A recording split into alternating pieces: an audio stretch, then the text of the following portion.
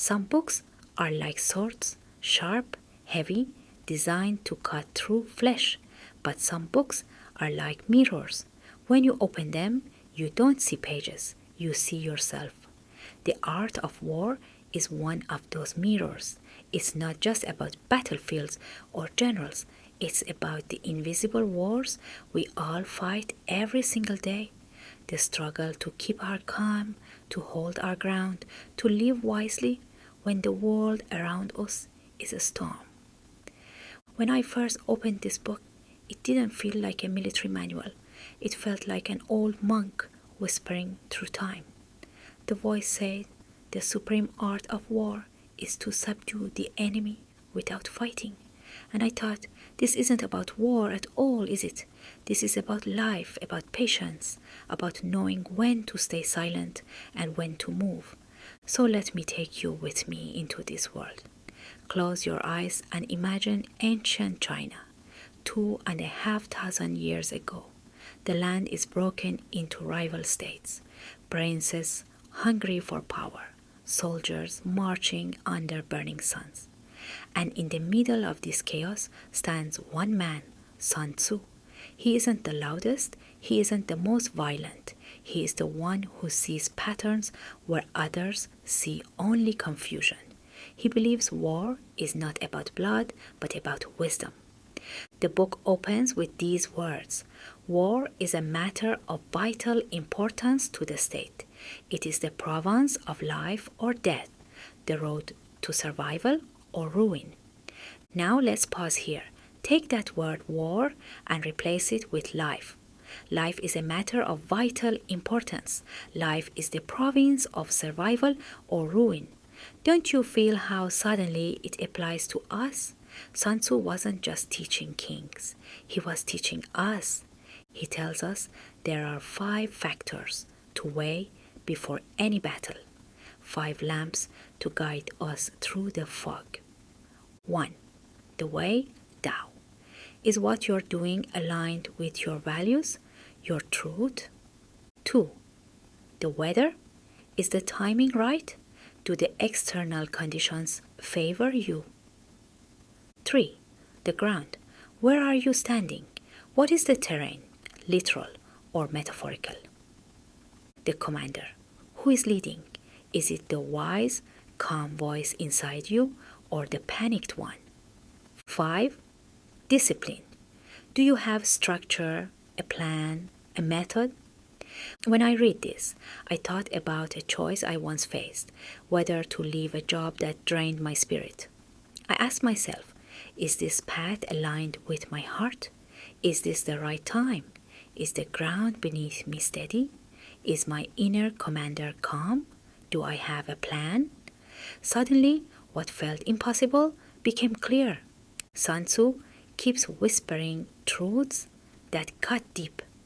If you know the enemy and know yourself, you need not fear the result of 100 battles.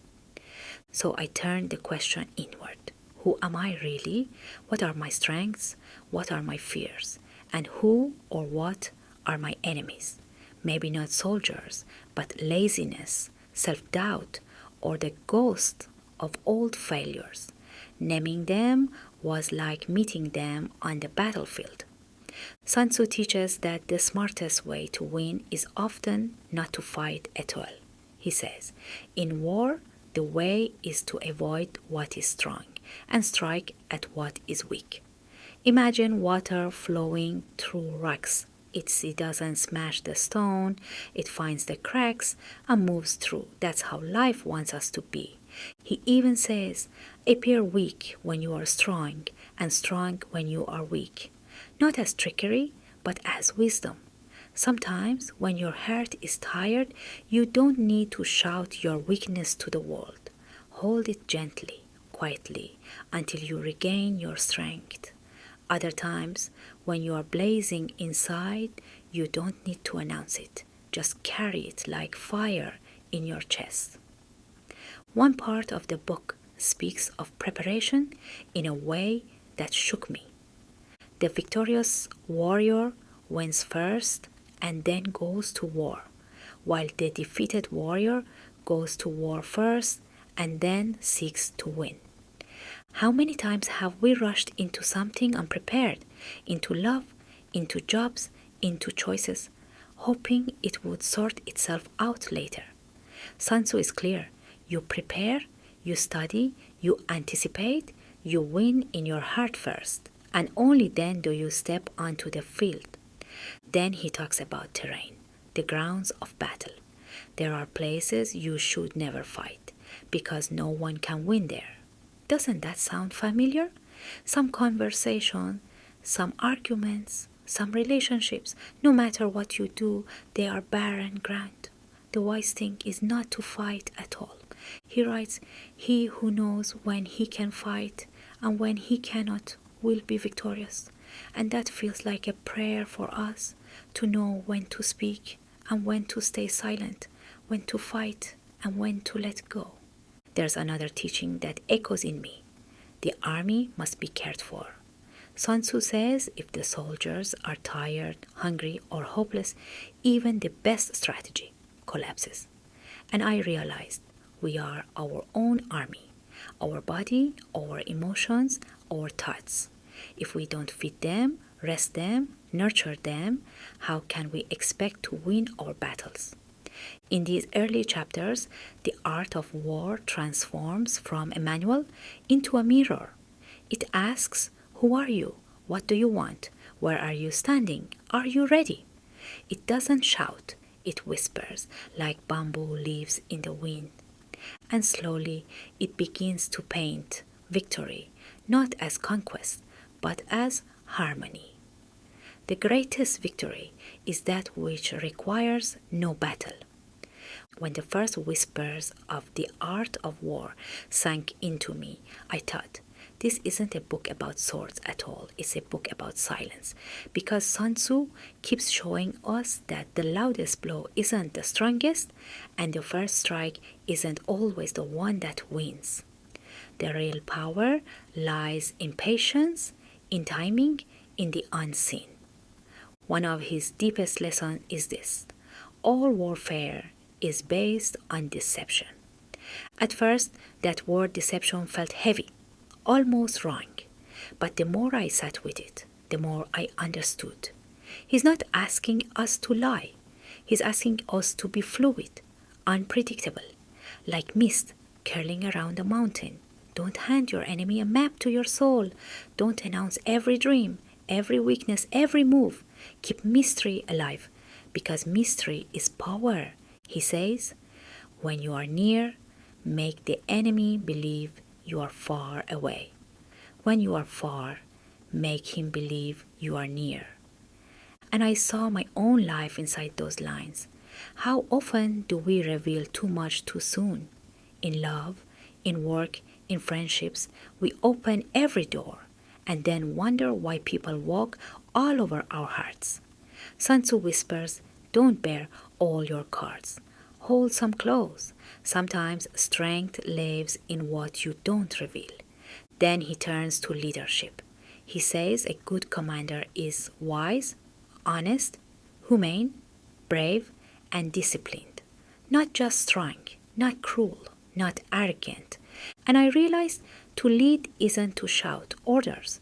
To lead is to embody calm, to guide others by being a still river in a storm, to lead your own life, your own thoughts, your own inner army with patience and mercy. There's a part where he says, treat your men as you would your own beloved sons, and they will follow you into the deepest valley. Imagine that. A general 2,500 years ago teaching compassion as a weapon stronger than swords. What if we treated our own minds, our own bodies, our own flaws like beloved children, tenderly, kindly? Wouldn't they follow us better too?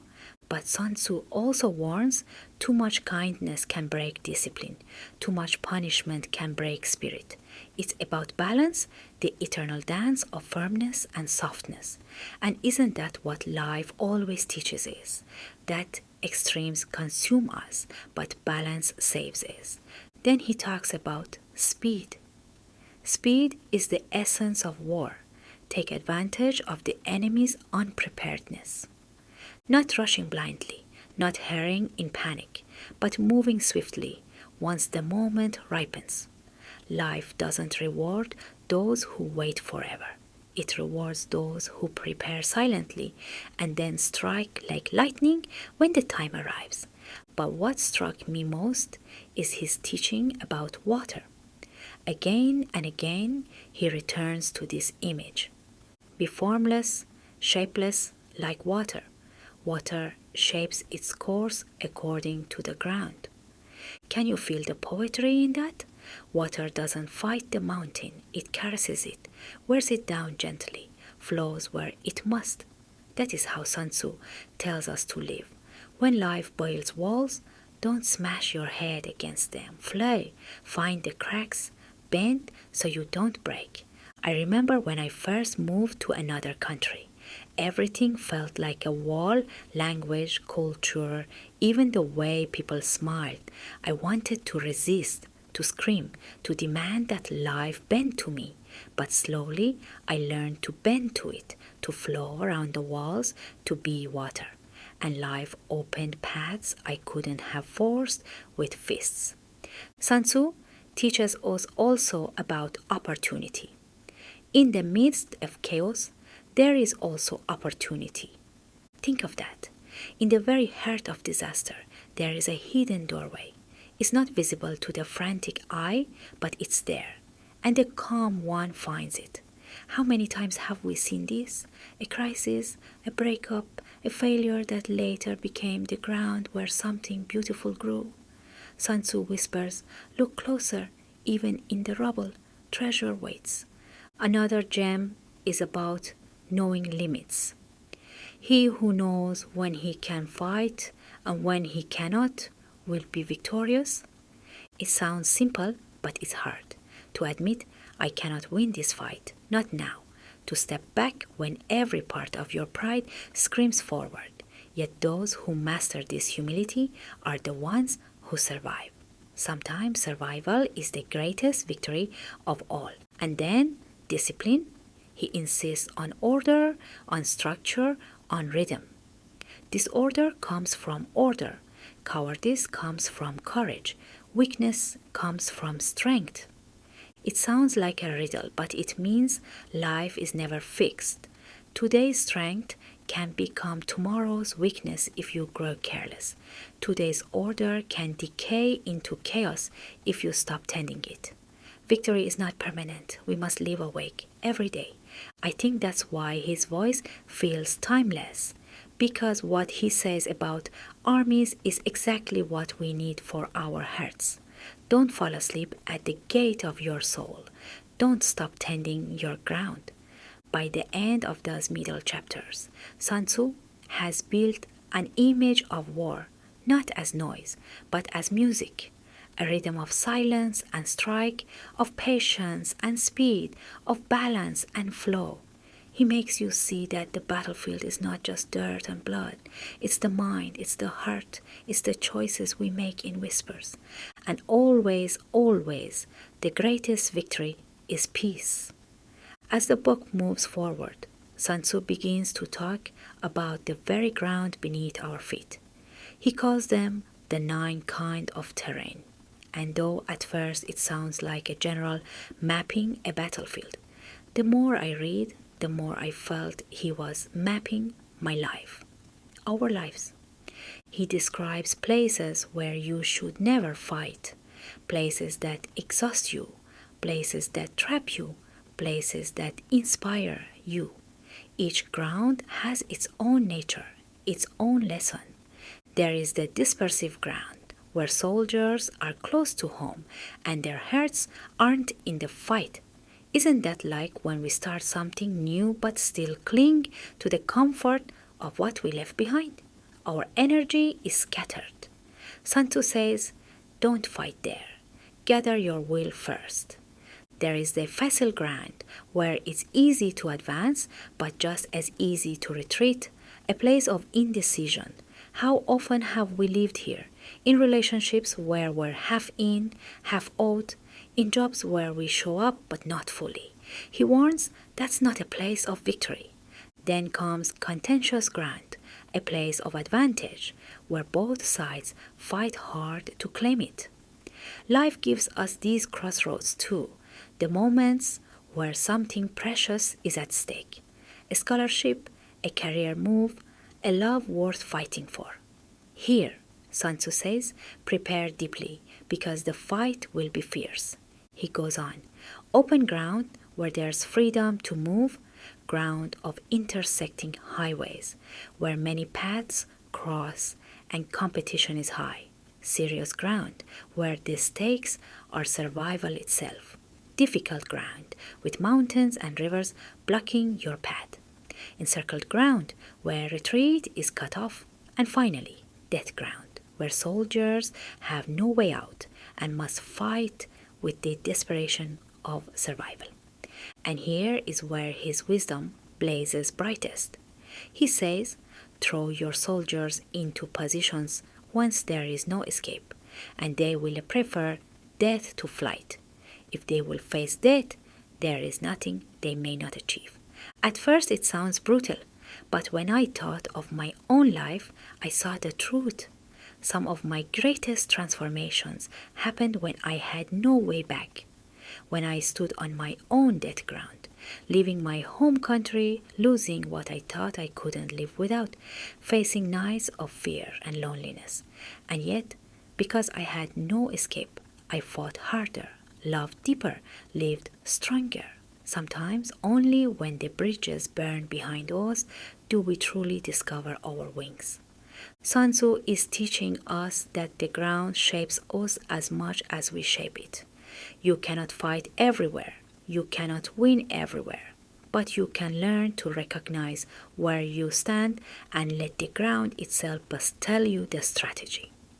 He says, know the terrain, know the weather, and your victory will be complete. Isn't that just like life? Know the seasons of your heart. Know the landscape of your circumstances. Don't demand spring in the middle of winter. Don't expect roses in a desert. Victory comes from dancing with what is, not wishing it were something else. Then he speaks about chaos. He says, in the midst of chaos, there is also opportunity. I felt chills when I read that, because chaos feels like drowning, doesn't it? It feels like the end. But Sun Tzu, with his calm, ancient eyes, tells us, look deeper. Within chaos lies the seed of order. Within endings lies the seed of beginnings. And maybe the ones who survive chaos are simply the ones who remember to keep looking for that seed.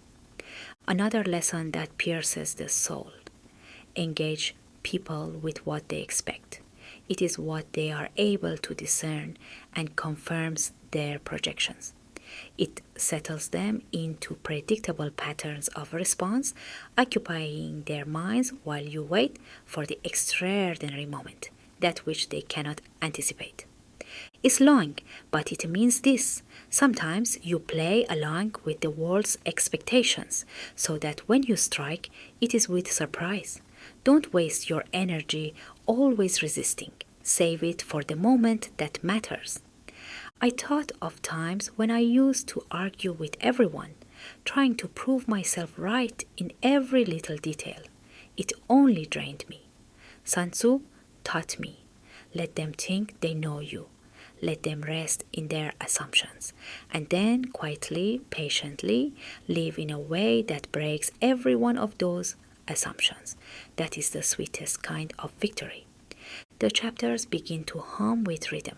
Preparation, patience, knowing the ground, using chaos, being fluid, it all circles back to one truth. Victory doesn't come from clashing harder. Victory comes from seeing deeper. At this point, the book begins to feel less like a manual of war and more like a meditation on life itself. The armies and generals dissolve into metaphors. What remains is the reminder that every day we wake, we stand on some kind of ground. Sometimes it's easy, sometimes it's deadly, sometimes it's hopeless, but every ground carries its own path to victory, if only we learn to listen. And maybe that's what Sun Tzu wanted most of all, not to make us better warriors, but to make us better listeners, to hear the silence between the clashes, the whisper of water under the rocks, the breath of wind before the storm. Because he knew the real art of war is not destruction, it is harmony. By the time we reach the closing chapters of The Art of War, something beautiful happens. The book no longer feels like a manual at all. It feels like a mirror of life, a meditation on how to walk through storm with steady feet. Sun Tzu has given us his lessons. Prepare deeply, move swiftly, flow like water, hide what must be hidden, strike only when the moment ripens. But now he gathers it all together in one final truth. The greatest general is the one who restores harmony without the clash of swords. He writes, the skillful fighter puts himself into a position which makes defeat impossible and does not miss the moment to defeat the enemy. This is more than war. It's a way of being. It's about living in such a way that you are always ready, always balanced, never careless.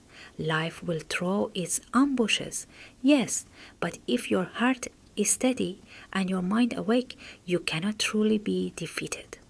He warns us too, arrogance is poison, overconfidence blinds.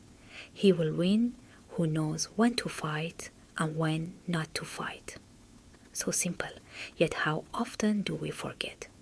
We fight the wrong battles, arguing with those who will never hear us, chasing dreams that aren't ours, exhausting ourselves in deserts where no water flows. Sun Tzu whispers, choose your battles wisely, for your energy is precious. One of his last lessons is about spies and intelligence. He says, what enables the wise sovereign and the good general to strike and conquer and achieve things beyond the reach of ordinary men is foreknowledge. Foreknowledge, not magic, not luck, just paying attention, listening, seeing patterns before they unfold. In our lives, this is the gift of awareness. Notice the little signs, the way someone looks at you when their heart is heavy, the way your body whispers when it's tired, the way opportunities tremble at the edge of your vision. The wise don't just wait for clarity, they cultivate it. And through it all, he keeps circling back to the same truth. Violence is not glory. Destruction is not mastery. He says, to fight and conquer in all your battles is not supreme excellence. Supreme excellence consists in breaking the enemy's resistance without fighting. Can you feel how timeless that is? The greatest power is not force, it is presence, wisdom, restraint. It is the quiet strength of the one who doesn't need to prove themselves. As I read his final pages, I thought, this book has been about armies and kings. Yes, but really, it has been about us, our daily struggles, our unseen wars, the battle between our fear and our courage, our chaos and our calm. Every quote becomes a mirror, every line a question. How will you fight your life? With fists or with wisdom? With rage or with water? And then, like a soft closing of a temple door, the book ends. No fireworks, no shouts of victory, just a quiet, steady reminder that true mastery is harmony, that the greatest general is invisible, because his battles are already won before they ever begin. So now, my friend, let's breathe in the essence of this ancient wisdom. Let me leave you with some of Sun Tzu's most powerful lines, like mantras carved into the soul. If you know the enemy and know yourself, you need not fear the result of 100 battles.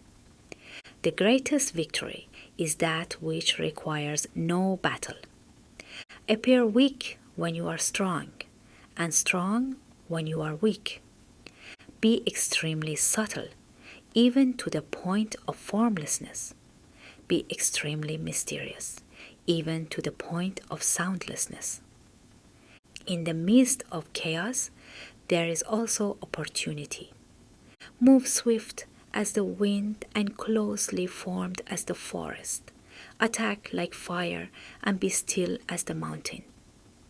All warfare is based on deception.